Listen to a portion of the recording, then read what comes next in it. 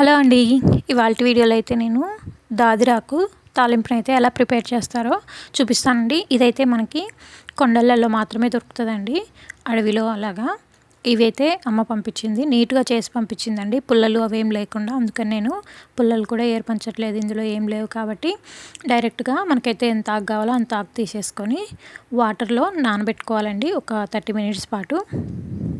ఇలా నానబెట్టుకున్న తర్వాత ఇది పక్కన పెట్టేసుకుందాము. పక్కన పెట్టేసుకొని ఇప్పుడు మనం ఇందులోకి కందిపప్పు యాడ్ చేసుకుంటాం కదండి. కందిపప్పు యాడ్ చేసుకోవడానికి వీటిని అయితే నీట్గా కడుక్కొని పొయ్యి మీద పెట్టేసుకుందాము. ఈ కందిపప్పు ప్లేస్లో మీరు శనగపప్పు కూడా తీసుకోవచ్చండి. కందిపప్పు అయితే ఎక్కువగా స్మాష్ అయ్యేలాగైతే ఉడకకూడదు, కొంచెం ఉడకాలి, అలాగే పలుకుగా ఉండాలి.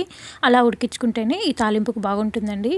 ఇలా శనగపప్పు కందిపప్పు వేసుకోవాలి రూల్ ఏం లేదండి, కాకపోతే మనకి తినేటప్పుడు బాగుంటుందండి, అందుకే వేసుకుంటాము. అలా ఉడికిన తర్వాత ఇదిగోండి ఈ వాటర్ అంతా వంపేసుకొని ఇలా జల్లిగిన్నెలలో ఇలాగే కొంచెం సేపు పెట్టుకోవాలండి, ఆ వాటర్ పోయే వరకు.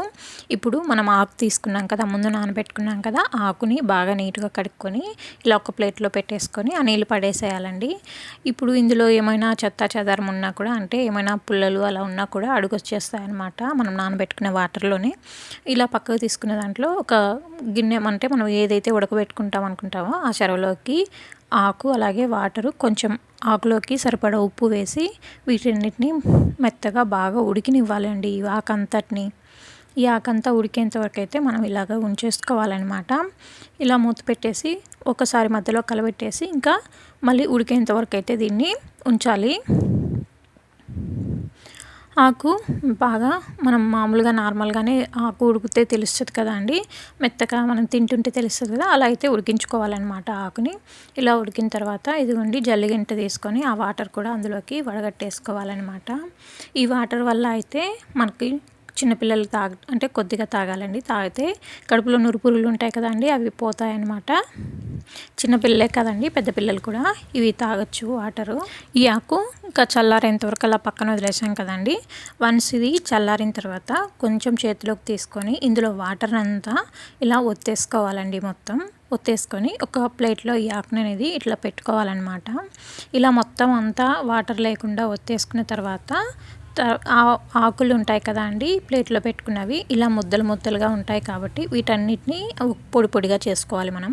లేకపోతే మనకు కూర తాలింపు వేసినప్పుడు మనం వేస్తాం కదండి పొడి, ఆ పొడి వేసినప్పుడు అంటే ఒక్కొక్క ఆకుకి తగలకుండా ఒక్కొక్క ఆకు అట్లాగే ఉండిపోతాయండి, అలాగే ముద్దలు ముద్దలుగా ఉండిపోతాయి. అందుకని చెప్పేసి వీటన్నిటిని ఇలా పొడి పొడిగా చేసుకోవాలన్నమాట. ఆకుల్లో నుంచి ఆకులు విడదీసేసి మంచిగా పొడిగా చేసుకోవాలి. ఇప్పుడు ఇవి పోపు వేసుకోవడానికి మనకు ఆనియన్స్ అలాగే కరివేపాకు ఎండుమిర్చి పోపు దినుసులు కావాలండి.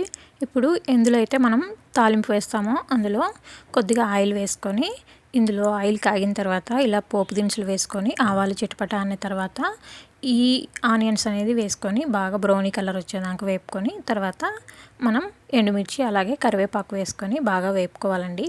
ఇలా వేపుకున్న తర్వాత ఇప్పుడు ఇందులోకి కందిపప్పు అలాగే మన ఆకు ఉంటుంది కదా అండి, దాదిరాకు ఉడకబెట్టిన ఆకు, ఆ ఆకును కూడా యాడ్ చేయాలండి. ఇలా యాడ్ చేసేసి మొత్తం వీటన్నిటిని బాగా కలిసే విధంగా అయితే కలుపుకోవాలి. ఈ ఆకు అలాగే పప్పు అనేది బాగా కలవాలండి, మొత్తం బాగా కలిసేంత వరకు అయితే కలుపుకోవాలన్నమాట. చూడండి ఇలా బాగా కలిసేంత వరకు కలుపుకొని ఇప్పుడు ఇందులోకి మనం ఒకసారి టేస్ట్ చూసేసుకొని ఉప్పు కనుక సరిపోకపోతే ఉప్పు యాడ్ చేసుకోవచ్చండి. అలాగే ఇప్పుడు ఇందులోకి మనము ఈ కారపొడి ఉంటుంది కదండి, అంటే పప్పుల పొడి, అంటే పుట్నాల పొడి అంటారండి కొంతమంది, ఇదైనా యాడ్ చేసుకోవచ్చు. లేకపోతే తెల్లగడ్డ కారం అండి, అంటే ఎండుమిర్చి తెల్లగడ్డ వేసి పొడి చేస్తాం కదండి, ఆ పొడైనా వేసుకోవచ్చండి. నేనైతే ఇప్పుడు ఇందులోకి పప్పుల పొడిని అయితే యాడ్ చేయట్లేదు, నేను తెల్లవాయి కారాన్ని యాడ్ చేస్తున్నాను అనమాట. ఇదైతేనే కొంచెం టేస్టీగా ఉంటుంది. ఈ కారాన్ని ఎంత కావాలో అంత యాడ్ చేసేసి ఈ కారం కూడా బాగా కలిసేంత వరకు అయితే కలుపుకోవాలండి. ఇవి ఏమవుతుందంటే కలపకపోతే ఒక ఆకుకి కారం ఉండకుండా ఒక ఆకుకి కారం ఉండి సప్పగా కారం కారంగా అనిపిస్తుంది. కాబట్టి బాగా మొత్తంగా బాగా కలిసే విధంగా బాగా కలబెట్టుకుంటూ ఒక 2-3 మినిట్స్ కలబెట్టుకుంటూ బాగా కలుపుకోవాలండి. అప్పుడే మనకి ఈ దాదిరాకు తాలింపు అయితే రెడీ అయిపోయినట్టే. మనకి తాలింపు అయితే రెడీ అయిపోయిందండి. ఈ దాదిరాకు తాలింపు కనుక మీలో ఎవరైనా తిని ఉంటే నాకు కామెంట్ సెక్షన్లో కామెంట్ చేసుకొని ప్లీజ్ మా ఛానల్ని సబ్స్క్రైబ్ చేసుకోండి.